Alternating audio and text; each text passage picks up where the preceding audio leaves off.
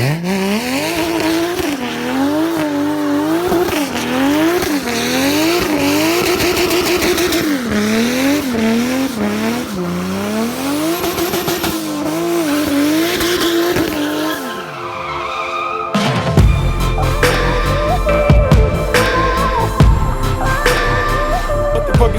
doesn't matter if I think I'm running out of vlog content. The fucking car will make sure I don't run out of vlog content. Something else fucking breaks. Car won't idle. Well, car's idling. It's just idling like pretty shitty.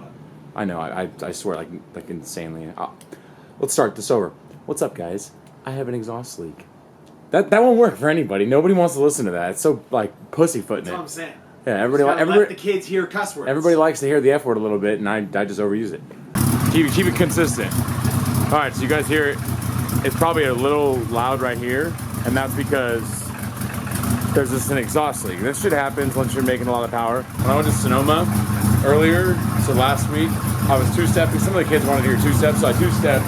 And then once I drove the car the next day when I was going to work, I heard a fat-ass exhaust leak. Sounds like the wastegate's always open, kind of same thing. When I was in like fifth gear on the freeway, under my passenger footwell. I didn't know where that would be at. I thought it might be at the flange, but I just saw it right now.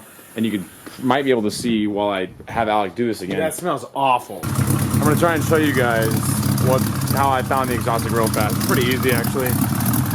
Do it again. More. You really only can tell when the car's cold. So, which is nice is that when you have like a car running a little bit, tiny bit rich like mine is right now, the moisture that comes out of the motor, like on a cold start, it'll shoot out in the spots of the exhaust leak. So I just looked right when I started the car and I was like, oh shit. It was just shooting out right past the V-band. So I'm going to tighten the V-band up. Yeah, is that in focus? Yeah. I'm going to tighten the V-band up because I see it's a little off-center too, which you might be able to see. The V-band, you see it's not flat.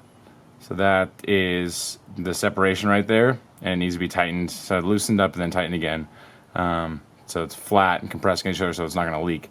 And that probably happened when I was two-stepping and it just, I don't know, just fucking dumb shit. So I'll re-tighten that up, make sure it's super secure, and then I'll do a pull and it hopefully should run fine. So that's that. I think I'm going to take out the end keys this Wednesday, and I think we're going to go and try and drift. Have some fucking fun. See how it handles on the track. I'm telling you guys right now, I'm not going to drift the shit out of this car that much. I do want to take it to the track because I know it can do it, and I want to have some fun and bounce off a two-step. The car is fucking good looking. I don't want to ruin it. I'm going to eat up my fenders. Somebody's going to hit me. I'll probably end up running it into a wall if I overdo it. I'll lose grip somewhere. So I just want to get it out there once, have some fun on the 22 pounds that's on right now before I turn it up. And yeah, you know what? Let's not talk about it. Let's be about it. Let's put these Yankees on right now and do some fucking burnouts.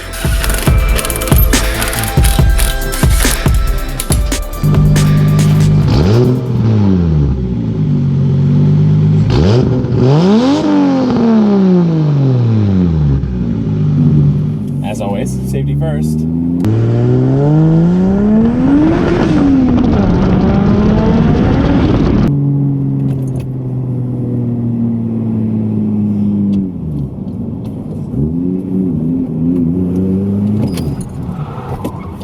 Oh man.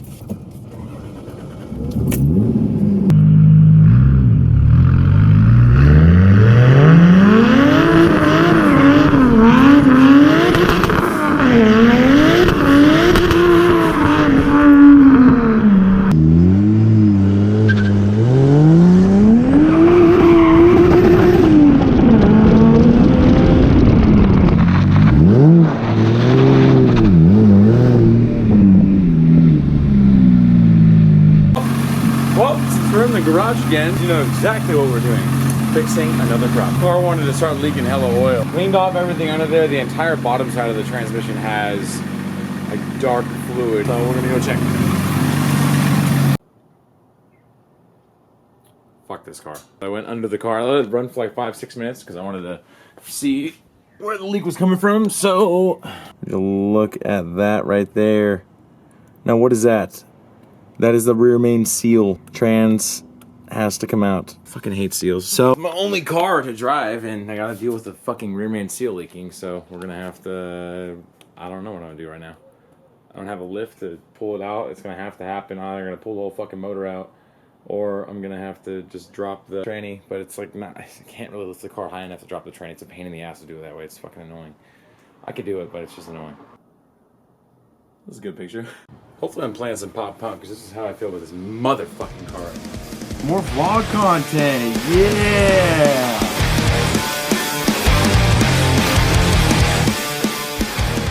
Yeah, so rear main seal is blown, and I'm pretty sure it's all because me and the crankcase didn't agree on installing my catch can. Because I'm just an idiot. Make sure you install your catch can. It has a vent to the intake in the front of the turbo, and make sure it has venting to the valve covers. Otherwise, you're gonna have to drop your trans in your garage because you don't have a lift, and because life just likes to. Drive shafts out, slave cylinders out. Pull off the starter cable and then undo the flywheel bolts, or the pressure plate bolts from inside the little windows in the R154. So if you guys don't know what those are, that you gotta undo the pressure plate bolts from those windows, and then somebody's gotta spin the crank, pull that off, and then drop the tranny cross member, then lower that down with the jack. Everything should angle back, and then we'll be able to pull the trans from there. Oh, would you look at that? With the help of Alec, he has helped me get this transmission out. Yeah, right over there. Let me push the guy out. All right, it's out. Time to sell it. You can get a T56. Yeah. All right. Well, the rear main seal stuff's got to stop for tonight. I don't have a new seal. I didn't go and order and buy one, which I should earlier. But I kind of wanted to try and get past this step. I didn't have any confidence in myself going into this because I tried to drop my transmission on my S2000 before, and that was before I even did any motor swap stuff. And it was just I was too afraid to go into the car. I wasn't gonna get up high enough. But now I'm like, I ain't no bitch, and I put that bitch on jack. And they said about 1 o'clock, maybe 12 to 1 o'clock, I can pick it up. What was dope though, which is why I'm jumping on this right now, is I called Toyota in Concord, Toyota in Walnut Creek. None of them had it, and they all quoted me at different prices. One was like $69, one was like $41. I'm like, what the fuck is this? So then I called Lexus to Concord. Theirs was $79.99, but the dude goes, hey bro, you sound familiar. And I was like, all right.